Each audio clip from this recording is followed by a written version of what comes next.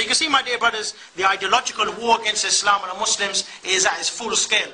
Perhaps more than ever before. Allah subhanahu wa ta'ala, He told us in the Quran about this. He said, إِنَّ الْكَافِرِينَ كَانُوا لَكُمْ عَدُوًّا مُبِينًا. He said, verily the kuffar, they are to you open enemies. And more than that, Allah subhanahu wa ta'ala, He described Himself and said about Himself as well. He said, فَإِنَّ اللَّهَ عَدُوًّا لِلْكَافِرِينَ. That not only are they, the kuffar, they are enemies to you, but Allah, He is an enemy to the kuffar. So where's the compassion of the Nabi Muhammad? People that say, well, Islam is about compassion, about love, about peace, about tolerance. This aspect of our deen, my dear brothers and sisters, aspect of wala and bara is not being taught today. So what did Allah say about the Nabi Muhammad? He said, Muhammad Rasulullah, walladina ma'hu ashidda'a ala kufar, ruhana baynahum. Muhammad Rasulullah, and those with him, they are what? Compassionate towards the kuffar? No, they are harsh towards the kuffar. Ruhana bainahum, and merciful towards the believers. Account all of. So this is what we need to understand. Allah subhanahu wa ta'ala, He said more than that. Talking about this wala and bara within the Quran. Allah, He said in the ayah, He said, you love them, but you know what? They don't love you. Talking about who? Talking about those radical fundamentalists. You love them, they don't love you. No, talking about the Kaffir. More than that, Allah subhanahu wa ta'ala, He said, they wish for you to become Kaffir. How? By giving you money, by funding you, giving you a pool table, giving you a center, giving you a voice, saying, don't worry, we'll give you a little bit of money, you know, just keep quiet about Islam, talk about, just become moderate, chocolate, coconut Muslim. Allah, He said, they wish for you to become Kaffir. Why? So that you can become equal, like them. And this is what the Sahaba, they understood, that the kuffar, they wish for you to leave your deen. They wish for you to become Kaffir like them, so that they can oppress you, so they can have authority over you.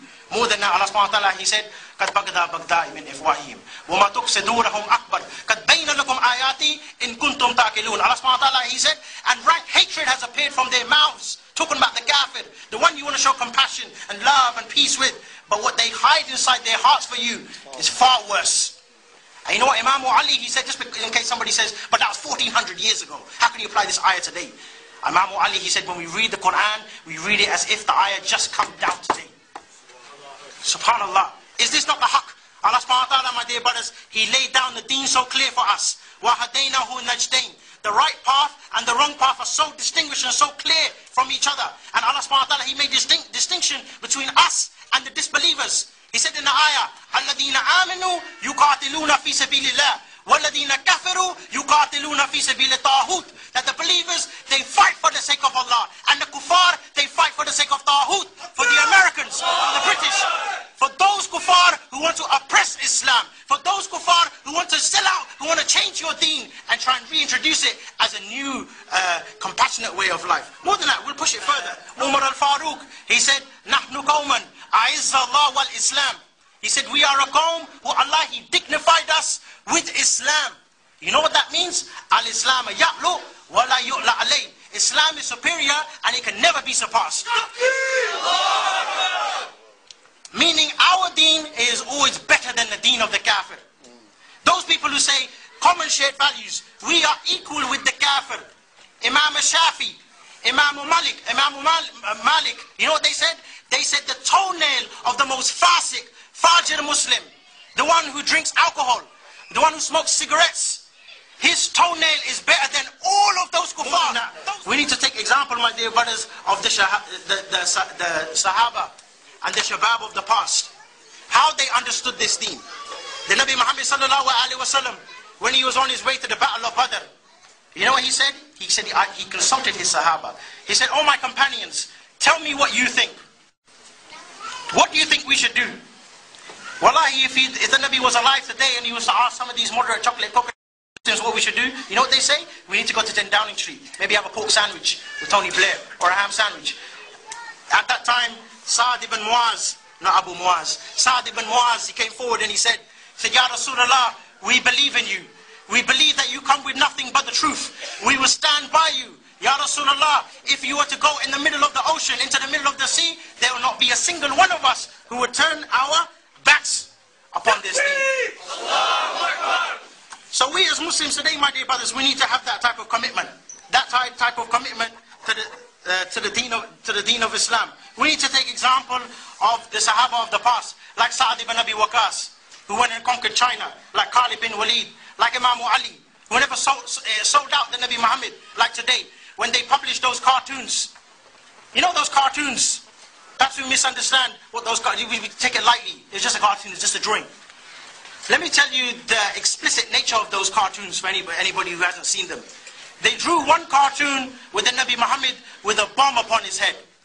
Those same kuffar who you say you want to ally with, you want to stand with, for the sake of the dawah, Aki. They drew a cartoon with a bomb on his head.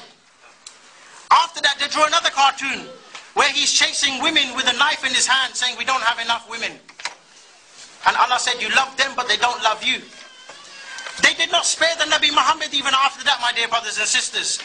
They drew another cartoon with Rasulullah in sujood and a dog on his back. And those same kuffar you want to ally with. Those same kuffar you're so happy to defend. Those same kuffar you want to go out and please. And I always like to bring this equation to the brothers. That if you please Allah, will the Kaffir, he be happy with you? Because the ayah said so. وَلَنْ تَرْضَ عَنْكَ يَهُودُ وَلَا النَّصَارَى حَتَّى تَتَّبِعَ مِلَّتَهُمْ. Jews and Christians, the kuffar, they'll never be happy with you until you leave your religion. And if you keep the Kaffir happy, will Allah he be happy with you? Subhanallah. The haqq, my dear brothers, it becomes so clear from the batil.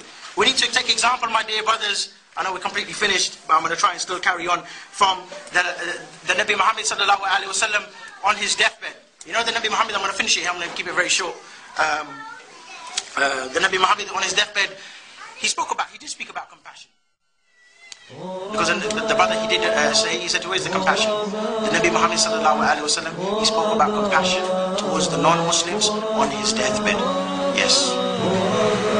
He said, do not betray the dhimmi. Yes. Who's the dhimmi? The British citizen? No. The citizen of the Islamic State. He said, do not harm them. Do not betray your covenants with them. And you know what else he said? Remember the Nabi Muhammad sallallahu alaihi wasallam, he's somebody who's been given the Jannah. Somebody who struggled. Somebody who strived for Darul Islam. He's went for all of this now. 23 years of calling for Islam and he's on his deathbed. You know one of the last words of the Nabi Muhammad sallallahu alaihi wasallam was, and you know if he said this today, he'll be inside the wash. لا تؤلوا جيش أسامة لا تؤلوا جيش أسامة لا تؤلوا جيش أسامة. He said, do not delay the army of Usama. Do not delay the army of Usama.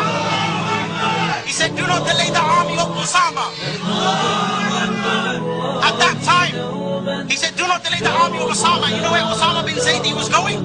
19 years old, Shabab, at the peak of his youth. He said he was going to Palestine, Philistine, the land which is occupied today by those Jewish occupiers, by those Zionists, by those Crusaders.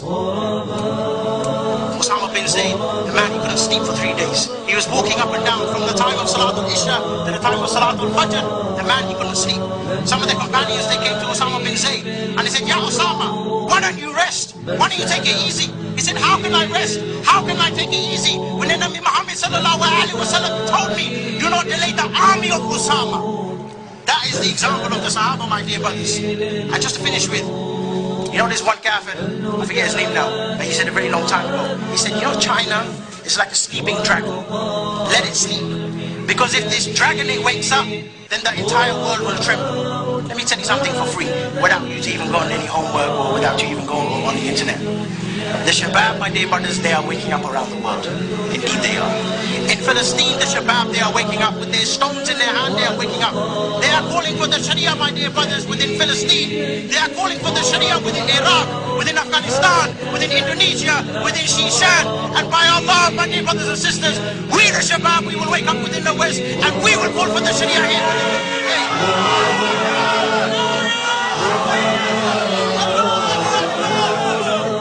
Follow the example of the Nabi Muhammad sallallahu alaihi wasallam. When he entered inside Mecca, those Quraysh, they came to him. And what did they say to him?